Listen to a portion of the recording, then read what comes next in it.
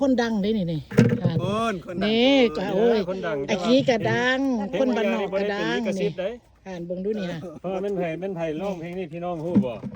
สาวสีเมืองนี่ ตอบมันอยู่เด้อ น่า ตอบมาเนี่ยผู้ใดอันน่ะร้องเพลงสาวสีเมืองอืม นี่เขาก็เป็น FC เพิ่นไปเมืองลาว อันนี้ โอ้ขอบใจเด้อ อ่าฮะติดตามอยู่ ละลาย เสียงแซ่บๆอยู่ทั้งคน เขาก็จะคู่มันก็แซ่บแท้บ่คงกินอยู่เมืองลาว ได้มาสั่น เออ โอ้ บ่แม่นหยังดอกเขาก็เคยไปเนาะก็คือว่าไปแต่ไปกินวังใดก็คือว่าโอเคอยู่พวกจะไปตัวใดก็คือว่าแซ่บ บอกเรื่องอาหาร อาหาร ไป เออ ซิม แซ่บแล้วบ่ แซ่บเบิด แซ่บเบิด สงสัยมันเปลี่ยนเนาะ แซ่บน้ำราคา ราคาแม่น บ่ขอยไป 2013 ว่า ก็บ่เห็นว่าสิมันก็โอเค แต่เห็นพวกเจ้าไปหานใดก็คือว่าแซ่บเบิด โอ้เดี๋ยวนี้บ้านเมืองเฮาก็เปลี่ยนแปลงหลายพัฒนาหลายเดี๋ยวนี้โอ้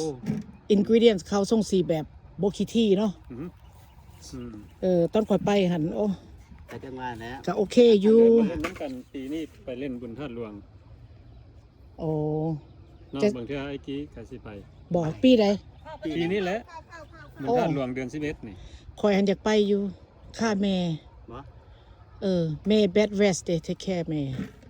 ไปใส่กับบ่ได้ 80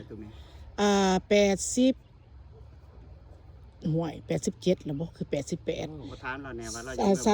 39 87แล้ว87 ปีติดเตียง